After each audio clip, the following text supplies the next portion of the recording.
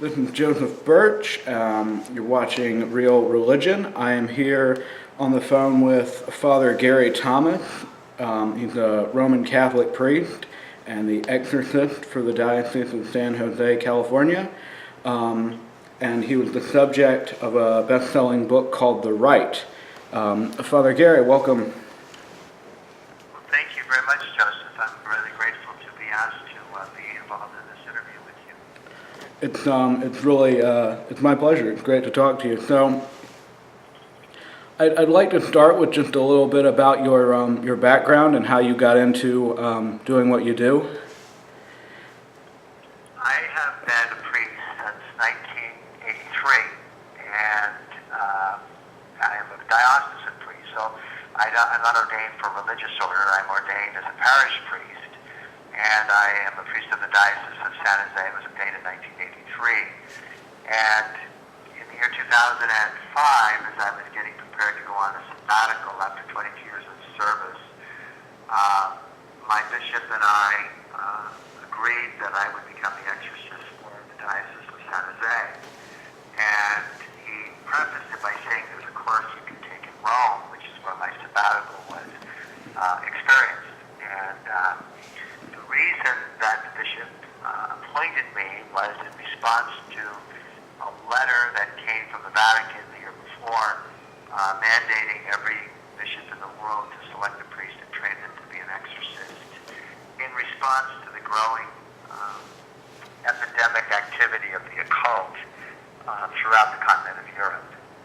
And so in '05, after the bishop appointed me, I had the fortune of being able to go to Rome and take a course, and then at the same time, it was very, very clear that the course was not going to be sufficient for my training, and I was able to locate an exorcist, an Italian exorcist in Rome, under whom I worked in kind of an apprenticeship capacity for a period of a little more than 3 months, just observing exorcisms and being able to learn from him and his practice how to care for those who are under the influence of something satanic. All right. Now that was what the book, The Rite, was about. And of course, there was a movie that was sort of somewhat based on your experiences, not in detail. But can I ask, what made you decide to agree to become an exorcist? I mean, did you feel that this was a calling for you, or was it just sort of doing what was asked of you, or was there a reason that you decided to do this? Well, honestly, I think it was a kind of call. I didn't go seeking this ministry. This ministry, in a sense, kind of came to me in a very indirect way. The bishop actually had approached another priest who happens to be a very close friend of mine and had asked him to consider becoming the exorcist, and he happens to be part of a prayer group that we both are members of. Mm-hmm. And he brought this to our attention at one of our what we call Agent Caritas group meetings, and we had endorsed his nomination, so to speak, by the bishop to assume this role. And the following month, when he came, he reported that he had decided that he was going to gently decline the bishop's invitation. And so I just simply spoke up and kind of blurted out, I could do that ministry. I believe in the existence of Satan. It isn't that this priest didn't, he does. And so that's in a sense, he said, so then he said, do you mind if I inform the bishop? I said, no, go ahead. So then when the bishop found out that I was willing to do it and I was getting ready to go to Rome, it seemed like actually a very, very good choice because of the fact I was going to be able to take a course. I was going to have time, and we hadn't envisioned me working with an exorcist per se to apprentice under, but when that happened, it really provided me a very, very serious, solid kind of hands-on training that I think has proved to be valuable.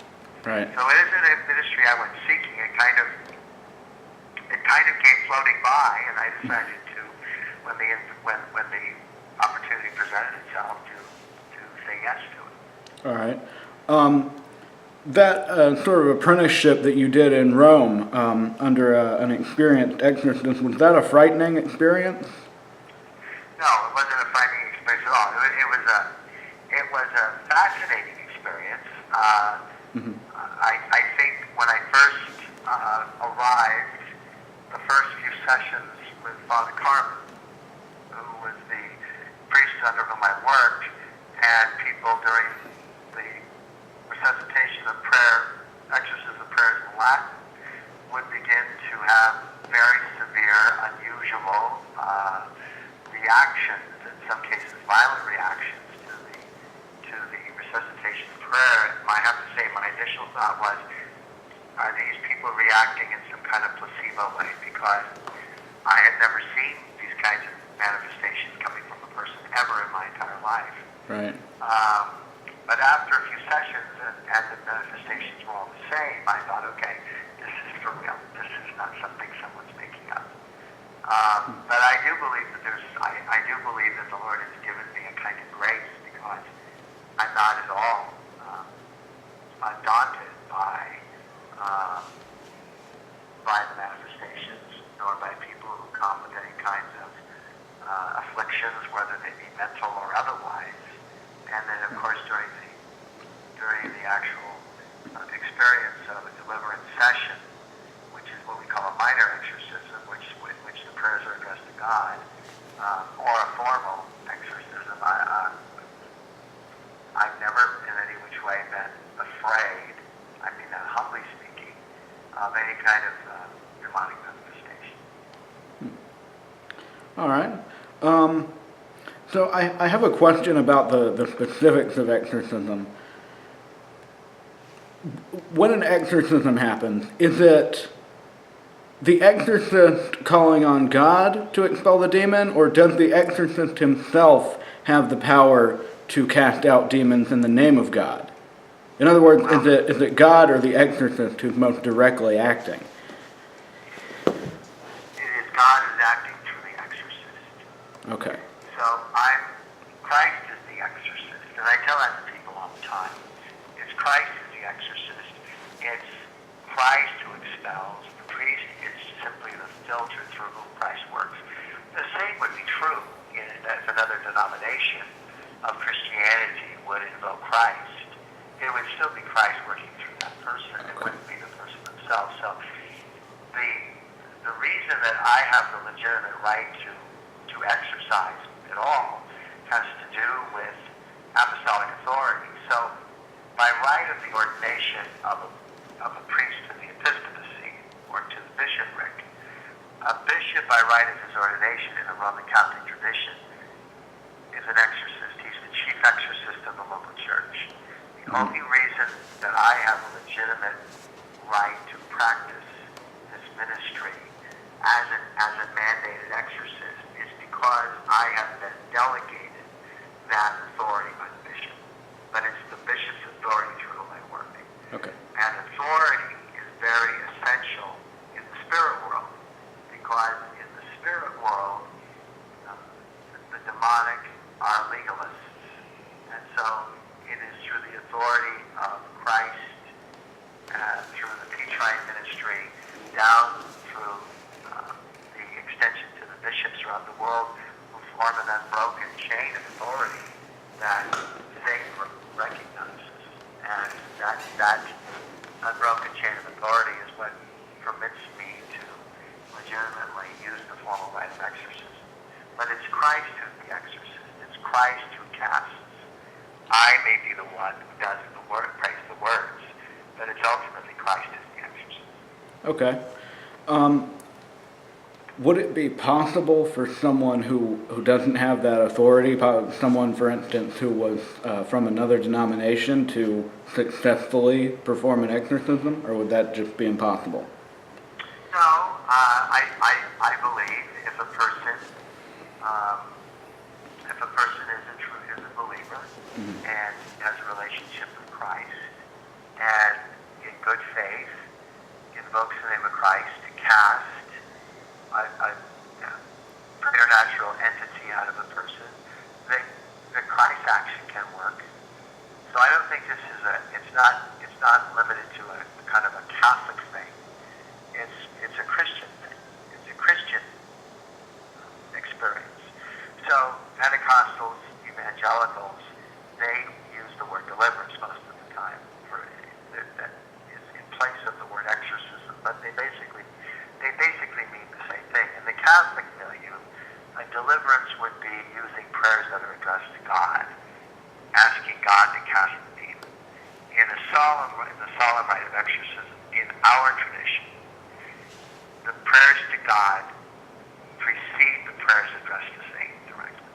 But in the solemn exorcism, there are prayers that are addressed directly to Satan, following the prayers addressed to God.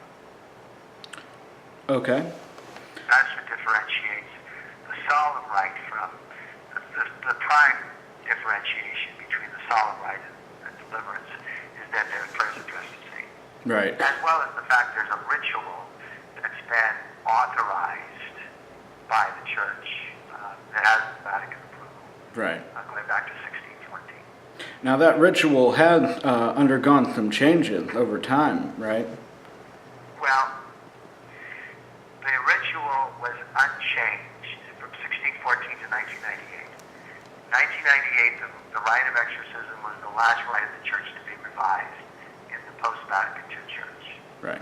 When that revision happened, there were exorcists in Rome who were unhappy with the translation. And so they didn't feel that the prayers, that the words of the prayers were powerful enough and unctuous enough as they were in the old rite.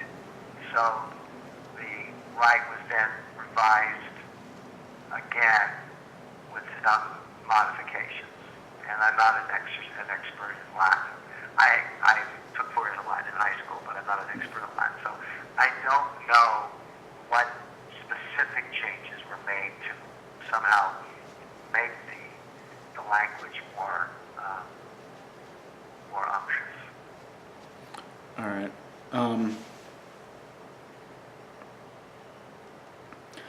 So, in a major exorcism, a formal exorcism, there's a number of, it seems to me, there's different types of prayers that go into that. And so there's prayers that are to God, like you were talking about, but there's also parts, of course, that are addressed to the demon or the demons that are sort of what most people would think of as being the actual exorcism. And there's also, in the Catholic ritual, there's prayers to the saints as well. Am I correct? Yes, there's the Litany of Saints that actually begins the solemn rite. Right. Is the Litany of Saints in Latin. Now, the Vatican just in the last few months approved an English translation of the solemn rite for the first time. Oh, okay. The rite itself starts out with the Litany of Saints. Okay. So, So in an exorcism, you involve the whole church. You involve the Blessed Mother. You involve the community of saints. You involve the church of the faithful who are present as well. Namely, my prayer team and myself. all right. How important are each of those parts? I mean, for example, when I read the rite, it seemed to really imply that the saints took an important role in exorcism. Could you tell me a little more about what they do, what that Litany of the Saints does, and how important it is to the exorcism? Well, the church, at the celebration of every Mass, the church militant and the church of the faithful are present at every Mass. So in other words, the communion of the saints and the communion of the faithful come together. So the power of the saints is that those who have attained sanctity and eternity have done so because of the heroic nature of their lives and the witness down through the ages, all for the glory of God. So there are saints. The saints in general are basically another battle force that join the angelic in being unified with Christ in the expulsion of the demon. So their place is that the church militant is present as they are at Mass, though unseen, but they're clearly mentioned in the Eucharistic prayer, that they're also present at an exorcism as another element of the force for good and the force for God, participating and collaborating in the expulsion of the demonic. All right, thank you.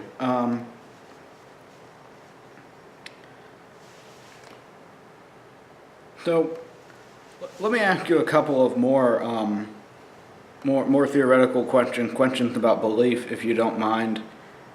Why do you think it is that many people today, many Christians, and even I'm given to understand a lot of Catholics, don't believe in demonic possession, despite the fact that it seems to be present in the New Testament?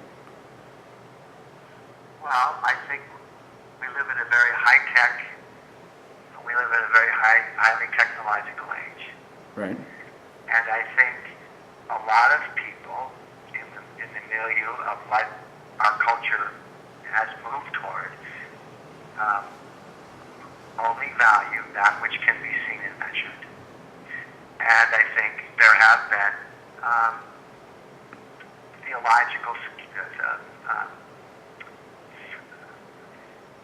theologians, not just Catholics, but others, some of whom are really not that credible, but the media gives them credibility by the fact they give them attention, who have created I think, an environment of skepticism about basically the veracity of the Scriptures, and whether or not the Scriptures are simply myths that are expressed in metaphorical fashions, as opposed to truths that in fact are based in part on the experiences that humanity's had with God.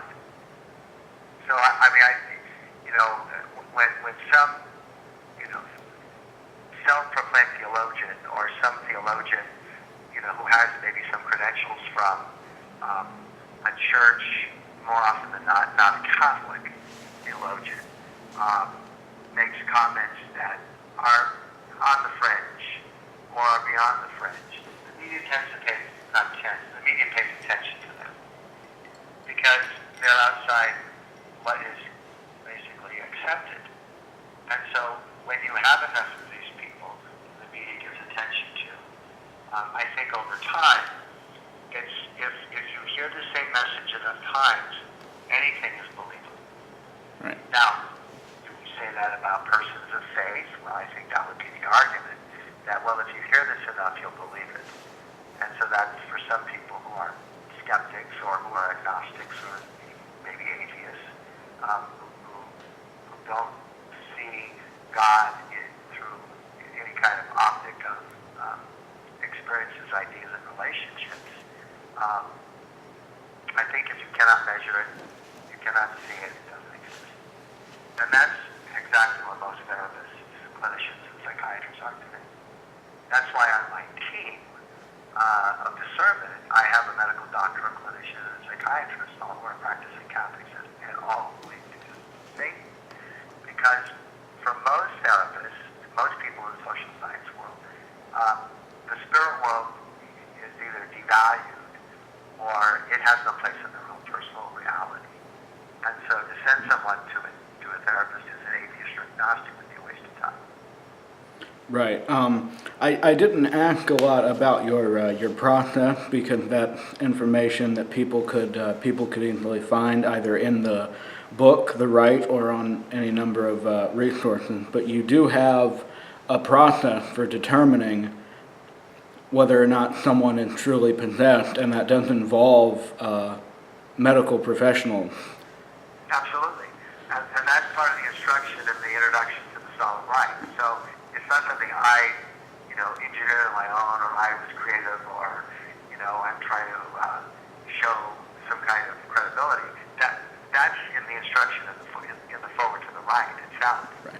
That an exorcist must consult with other experts in a variety of fields to determine, based on the situation that you have and the circumstances that you have sitting in front of you, through a particular individual, you have to consult experts to determine whether or not what appears to be, or what the person is claiming is of a nature outside of the natural, that it's in the realm of what we call preternatural.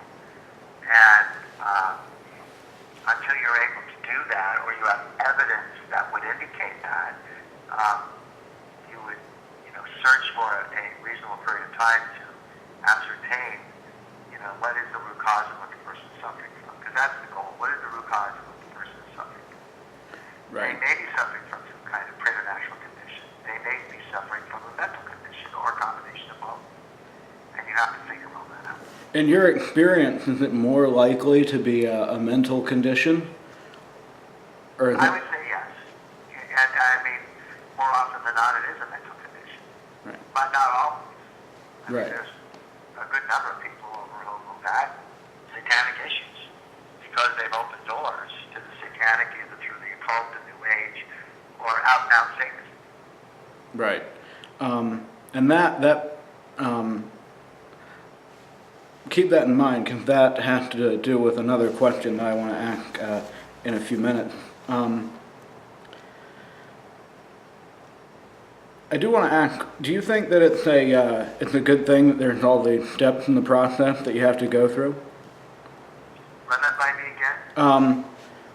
The process of discernment and the process of exorcism, there are a lot of people involved, and there's a lot of steps that you have to go through before an exorcism would actually happen. And I think the Catholic Church and the Church of England both have very similar policies, and they seem to have the most rules of any group that I've read of or know about. Do you think that is a good thing, that there are all these? Okay. I do think it's a good thing, because it's very dangerous to perform an exorcism on someone who doesn't need one. Right. Because you can do a lot of psychological damage to them. So, again, you don't want, you have all those safeguards in place, and all of those, to use your word, rules. They're really more steps than they are rules. There are rules. In other words, you have a solemn rite. That in of itself was established, I'm assuming, because it was probably in response to some kind of abuse. That's why you have standardized practices. Right. So I don't know what was going on in the 1600s, but obviously something must have been that prompted a solemn rite and limited only to priests.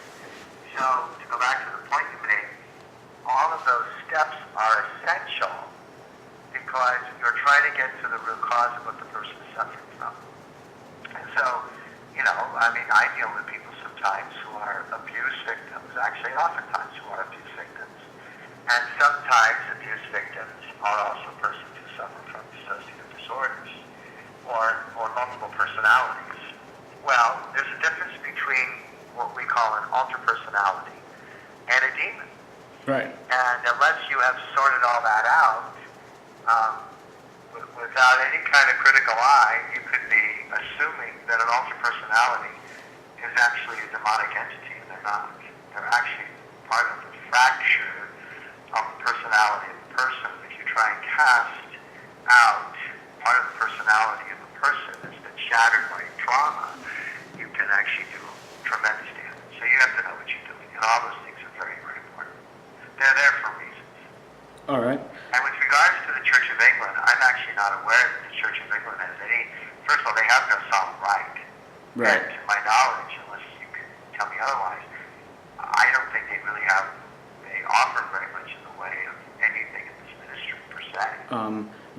According to the resources that I've seen, which I can't swear to the accuracy of, The Church of England specifically, not the larger Anglican communion, but the Church of England specifically does have a ministry of exorcism. I don't think they like to use the word exorcism, but they do have a system in place.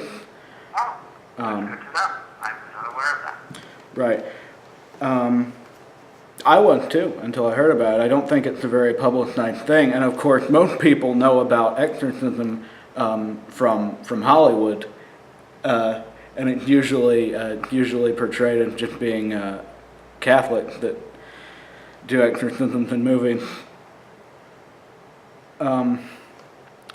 Speaking of which, you were this is just a quick question. It's a little off topic, but you were involved a little bit in the movie that was based on the book, The Rite. You spoke to some of the people that were involved in that while it was being made, didn't you?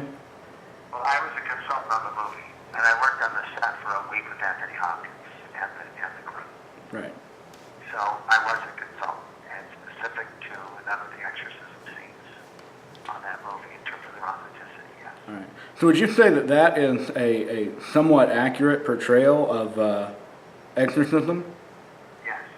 Now, just so you're aware, there was no entire rite done during that movie.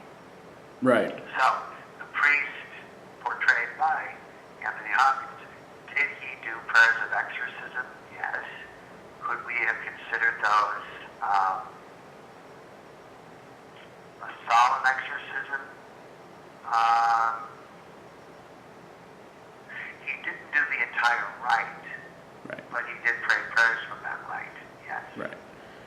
In the case of my character, who ends up exorcising Anthony Hopkins, the character Anthony Hopkins was Right. portraying with my mentor. By the way, that did not factually happen. Right. That was not. In the movie, it obviously happened. Right. The argument has been, how can a deacon perform an exorcism? Well, a deacon actually didn't perform the solemn rite, because in order to do the solemn rite, you have to pray the whole rite. He didn't Right. do that. He prayed one prayer in English that was not authorized by the church. In any, so in other words, the words that he prayed in English are not the authoritative words that are now in the solemn rite of the English translation. So, Okay. could we say he did a deliverance? Yes. Can a deacon do a deliverance? Yes. Any priest can actually pray prayers of deliverance.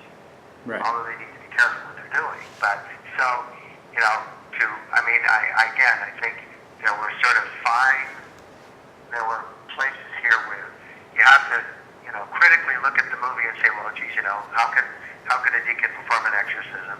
How can a priest who's an exorcist become possessed? Well, that can happen if he has open doorways himself, which several times in the movie, the character Anthony Hopkins portrayed talked about his own demons without getting into them.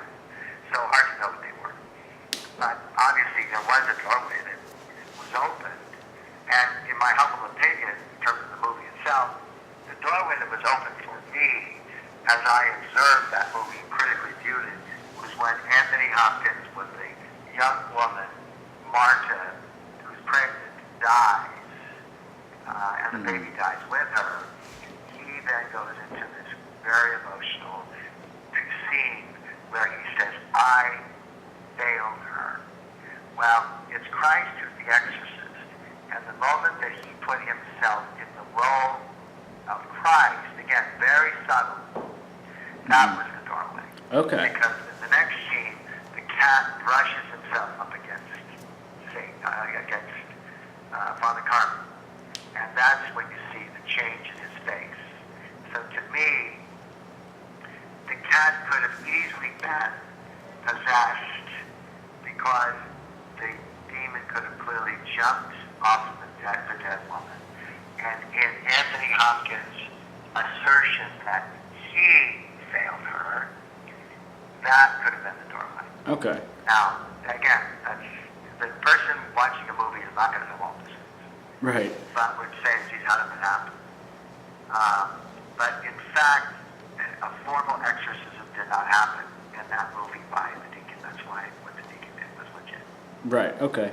And part of the reason I imagine that the full rite of exorcism didn't occur in that movie is because it would have taken about the length of the movie, would it not?